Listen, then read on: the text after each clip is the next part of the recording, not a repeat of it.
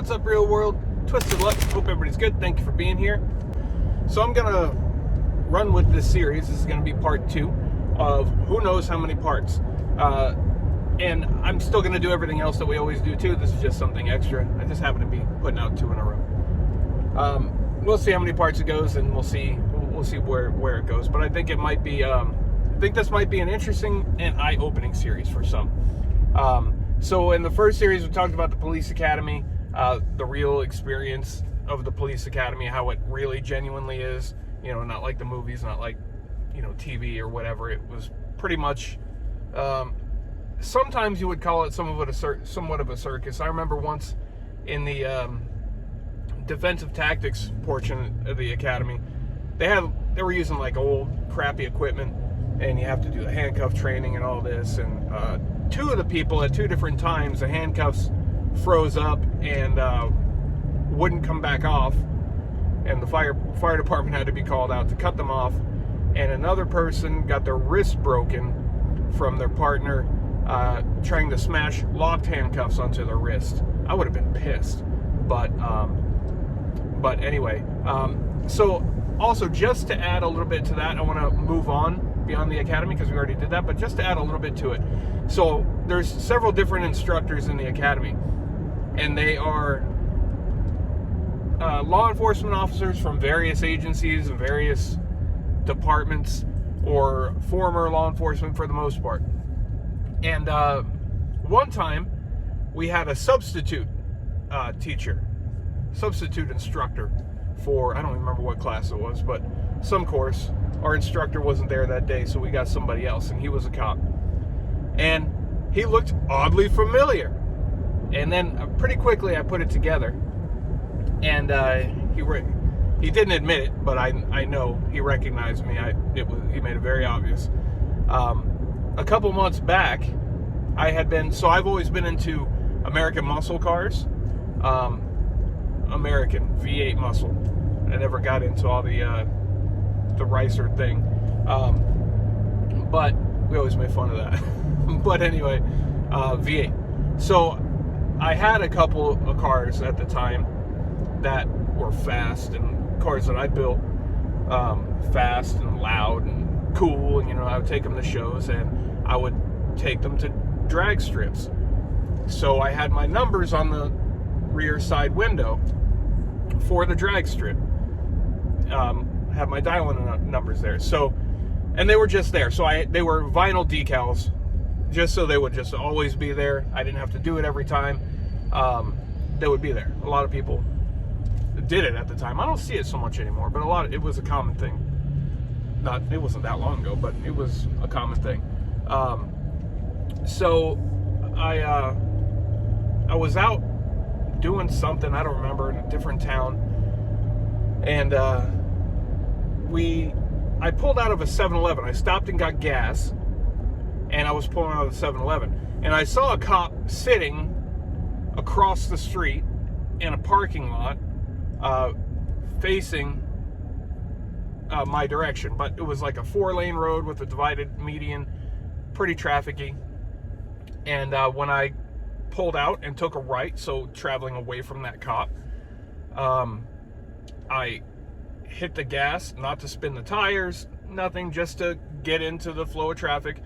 Didn't even get up to the speed limit, because pretty quick I came upon a traffic light. But anyway, so the car was very loud. It was very fast and it was very loud. If I wanted to get up to the speed limit, it would do it in like a second.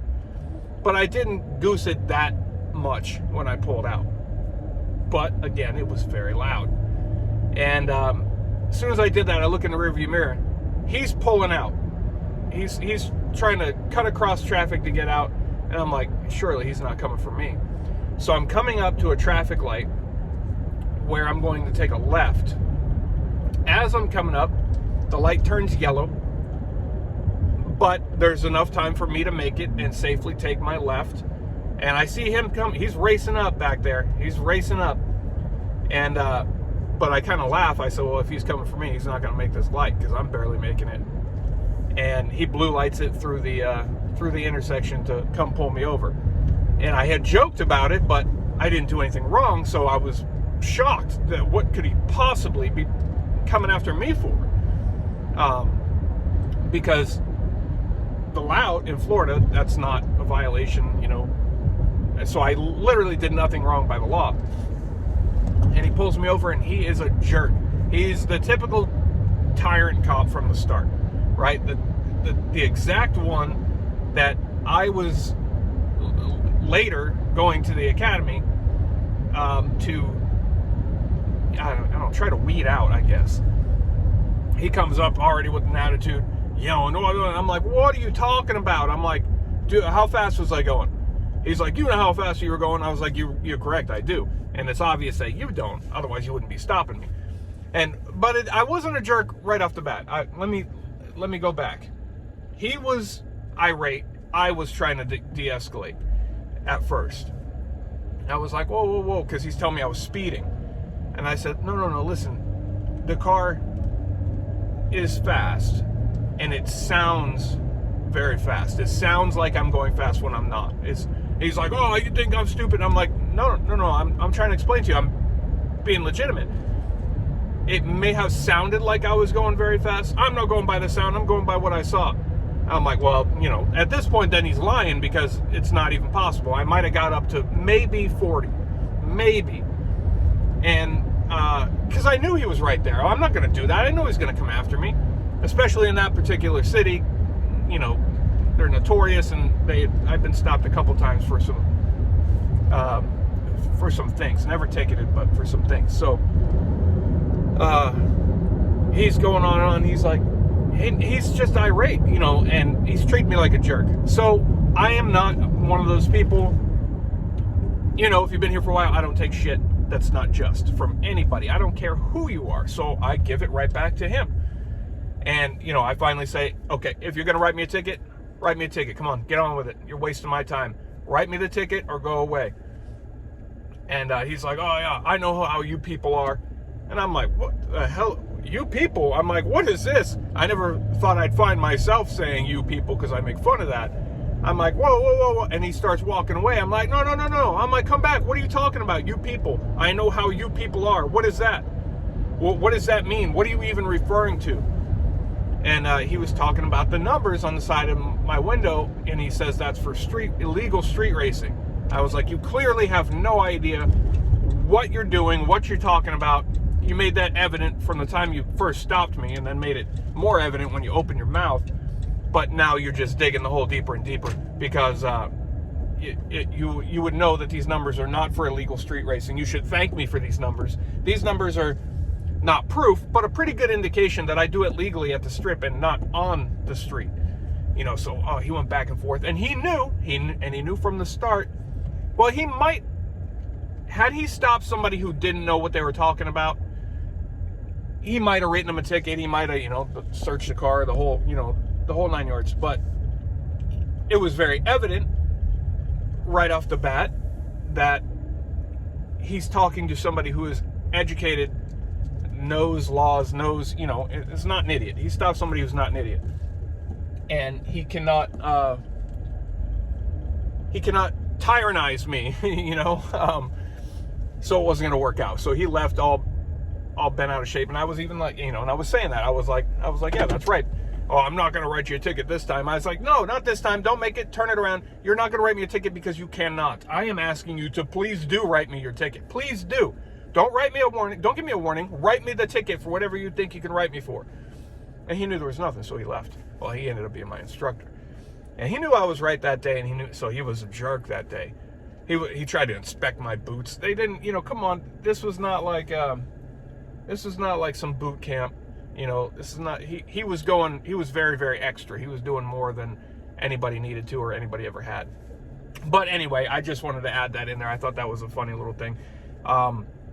Some of our instructors were some of these gung-ho cops and they were literally teaching these things. I remember one who was, he was actually a somewhat, I don't know what to say, notorious maybe? I would say notorious, chief of police for a decent-sized agency in Florida. I'm not going to name it, but he was, I think, a sergeant at the time with the department.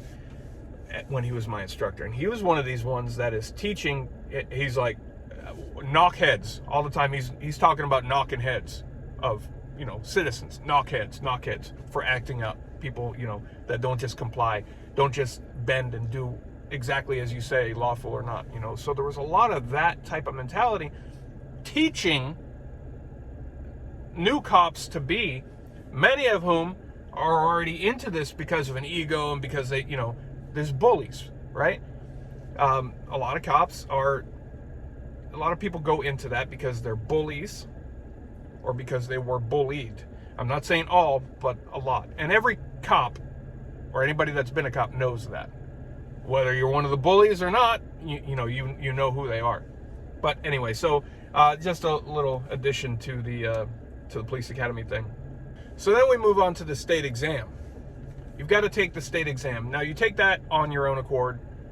The academy doesn't do that. You set that up.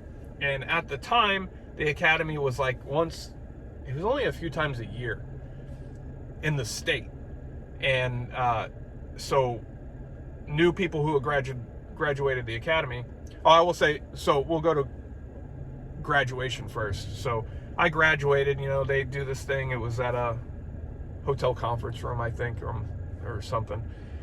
And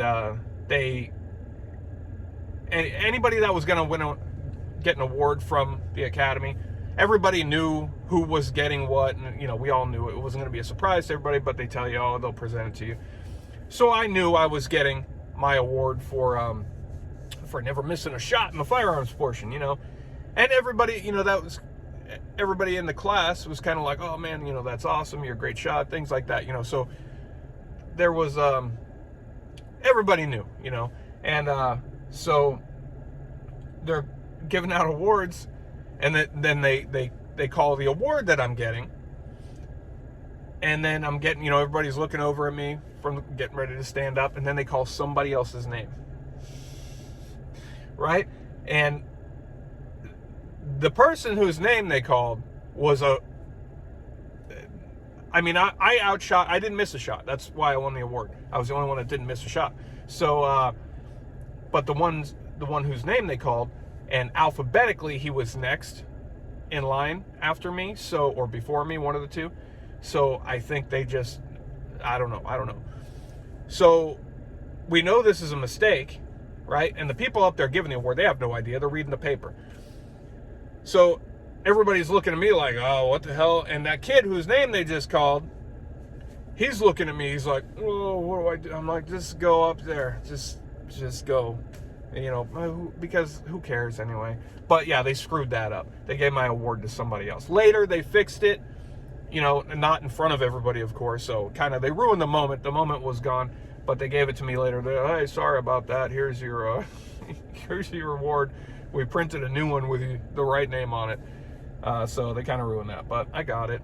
So now on to the state exam. So everybody in the state of Florida who has newly graduated the academy, whenever they want to go take it, you have a certain amount of time. I don't remember what the time was, but a certain amount of time after graduating the academy to take the state exam. So I wanted to get it over with because I was nervous about it, because like we talked about in part one, I feel like I don't retain anything. Luckily, this is all common sense to me anyway, because I just didn't retain it on account of the ADD. So I did go up. I had to drive about an hour and a half to some, I can't remember where it was, but I want to say it was some federal building. Actually, not I want to say, it was at some federal building somewhere. It was an hour and a half away. Hundreds of people there. You had to get there early in the morning, and I don't know, it's like a 4 hour, they give you 4 hours, it might be 6 hours, I don't remember. It's a very long exam. It's monitored, guards and everything, make sure you don't cheat and all this crap. So, huge place, get there early, many people, lined up outside waiting. And like I said, I'm the black sheep, right? Always, from the academy on, always the black sheep. Now with the people, I had a very good rapport with the people, amazing rapport. But I'm skipping ahead, and I'm trying not to do that. There's parts in this series that I'm kind of excited to get to, so I'm having to fight myself to not just jump to them, because then that would kind of ruin the point of what I'm trying to do here. So first off, when I get there, there's all these people. Like I said, I'm the black sheep, and there's a lot of gung-ho, battle rattle type people who just like, oh yeah, the ones that are standing in line outside here. None of these people are cops. They've simply passed the academy. Now they have to take the state exam to see if they can even apply to be a cop somewhere. Little groups hanging out all over the place, talking in 10 codes and signals, right? Oh, God, that makes me cringe. That makes me cringe. Even as a cop, I don't like it. I didn't like it. If for safety you have to talk to somebody in a code or a signal or something, whatever, but it always was very cringy to me. People are like, oh, you got your zero. So what they're saying in the line here is like, I left my zero I got my zero on me. Are we allowed to have a zero in here? Are you zero? Are you? Because Signal Zero is armed, right? And what these goons are doing, and it irked me. Oh, it irks me. It's irking me right now, remembering it. It irked me because what they're doing right here is they're trying to act like they're cool, right? And this is the wrong... People like this, right away, that's a tell they shouldn't be going into police work because they're doing it for the image and the power. So that's a red flag. You got to look for that. It's a red flag. So they're talking in code because they think that's cool and they want people to see, oh, is he a cop or something? He's talking in 10 codes and signals. Little do they know that actual cops, for the most part, I would say 99%, find that very cringy when somebody else, someone else not a cop, starts talking to you in code and signal. I hate it. But just overhearing it, hated it. So 2 things. They're trying to sound cool by talking code and signals, and they want people to know that they're armed. And I've talked about that on other topics before. When you're a person like that who carries a gun, again, for the image or because you think it's cool, you shouldn't be carrying a gun. That's not the reason. You don't ever want people to know you're carrying a firearm, right? It's concealed for a reason. The purpose of it is not to be cool, is not to tell people you have it. The purpose of it is for self-protection, to protect yourself, your family, others around you. That's the sole purpose of it. Element of surprise. God forbid you ever have to use it. You hope you never ever do. But the purpose is to have it if you need it, right? And hopefully it just stays in your waistband or wherever it is you carry and collects dust. Not really. Always practice with them and clean them and stuff. But you know what I mean. But these people are talking, oh, can you have... And these goons, they know it's a federal building. You can't carry that inside. But you're going to have to, I'm going to have to go put my zero in my car. I have to put my zero in my car, guys. Yeah. Hey, you guys got your zero on you. To say you have to put it in your car. God, it's so cringy. I hate it. Even replaying it in my head right now, it's so cringy. I was like, Of course, I'm the black sheep, so I didn't go with a clique or a group because these are not the people I want to hang out with. I want to come here. I didn't come here to hang out with all these people or make friends or, talk about our battle rattle or, whatever. I came here to take care of my business and get the hell out. I want to go back home. So I was obviously smart enough to know I'm going into a federal building, so I left my zero in the car and didn't go talk about it to everybody because that's dumb. So anyway, take the state exam.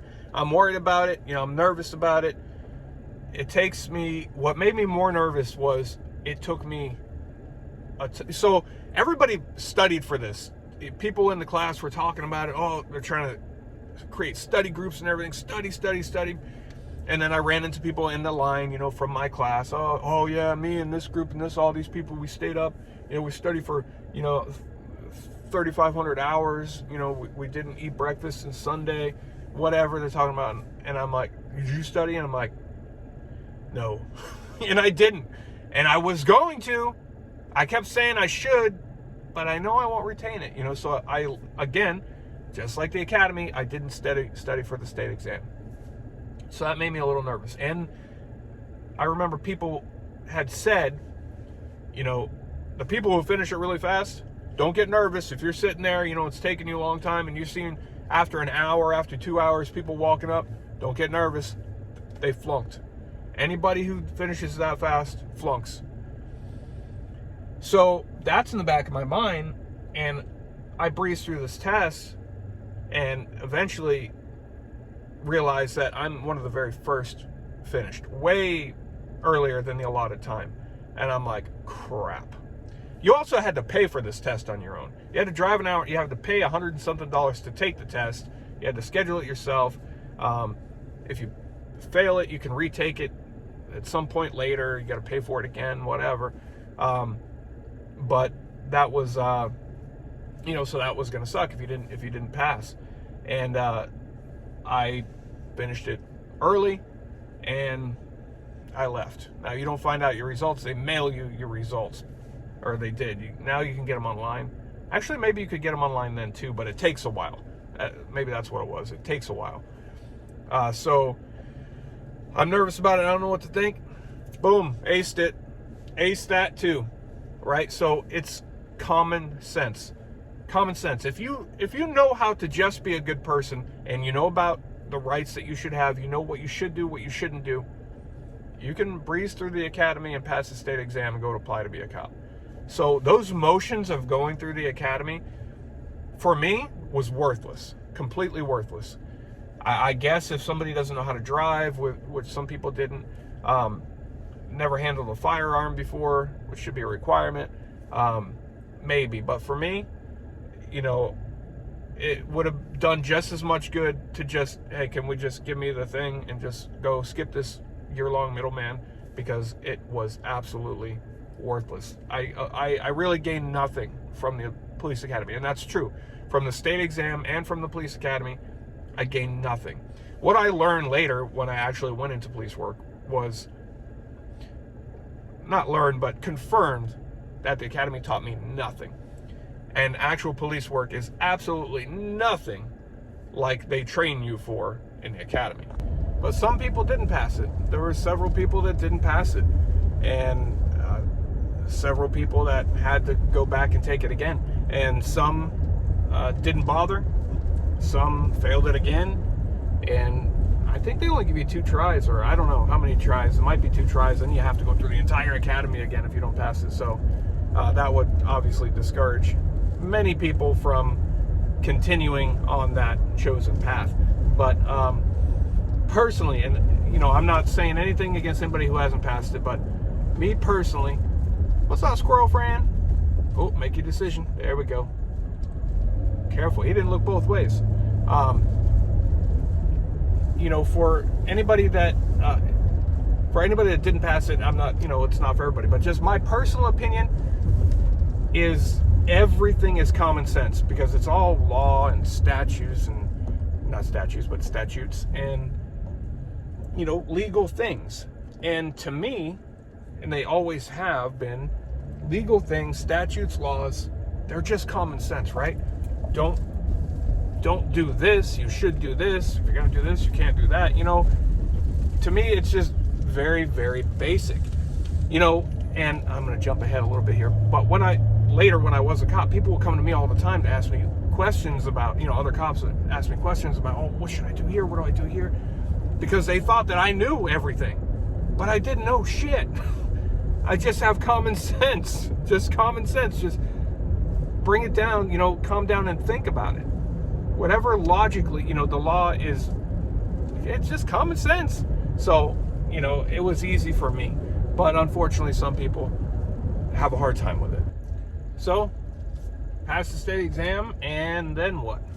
I'm like, I wasn't, gung-ho to go be a cop. I wasn't, like I said, I wasn't one of the, let's go talk in code and signals and knock heads and treat everybody like dirtbags. And some of the stories I'm going to tell you will shock some of you, surprise some of you, disappoint some of you. Some of you won't be surprised. But the things we'll get into in this series should be pretty interesting. And again, like I said in the first part, if you haven't seen it, go watch it, of the Academy. But let me know of your interest level. Let me know of your interest level in this whole, because I'm going to just detail the whole experience, the highlights, the lowlights, the goods, the bads, the uglies, the funnies, everything. So I passed, and I sat on this. I got my certificate, and I sat on it. I wasn't in a hurry to go do it. And honestly, I don't know that I ever would have been fully motivated enough to do it on my own. I would say that if I went through all that, I would like to think that I would. But it just wasn't something on my mind. It actually came to me when I finally did get go to get my first job. People came to me and were like, "Hey, you know, you went to the academy, right? You know, I think you would be awesome, this and that." And but we'll get into that into the next part. I don't want to keep jumping ahead. So the next part will be the beginning of police work. The beginning. Maybe we'll do the hiring process, and because that was kind of a pain, and again, it was all just seemed to me like a waste of time. And even in the end, a lot of the things really are just a lot of the things required, and like everything else, I'm sure, are really just so they can say they did. They're not really. I don't think people are really learning anything, and especially in police work, what should be taught is not being taught. What should be super emphasized on and stressed isn't, and that's a shame because, like we said, the Constitution and standing up for that Constitution, defending that Constitution, protecting the rights of the people should be number one. And unfortunately, it's just it's a big. It's a big thing within law enforcement that you're better than the people. The people are dirtbags. If they don't have a badge on, they're POS. And we'll get into that. I mean, and there's literal things, literal training in the beginning that will, that tried to teach me, but I know better, and was teaching other new cops very bad things, and instead of ways to protect people's rights, ways to violate people's rights. And the purpose of this series, by all means, is not to knock police. And I'll say this again, and I'm sure I'll say it a million more times in the future. I am not pro-police, and I am not anti-police. I never was on either side of that. I will say at a time I was anti-police, but I'm right down the middle, unbiased, just what's real. That's it. So I don't have a motive here. I'm just trying to paint a very clear, raw, true, accurate picture of the inner workings of all of these things for people that don't know and haven't been there. Because what you see on TV, even what you see on the news, especially what you see on the news, is not reality. It's not realistic. But anyway, thanks for being here for part 2. Like I said, we'll continue to do regular things that we do on this channel too, but I'll be popping these up here and there. I don't know how many parts it's going to be, several, I'm sure, but let me know what you think. As always, I appreciate you. Twisted Luck Truth. I'll see you soon.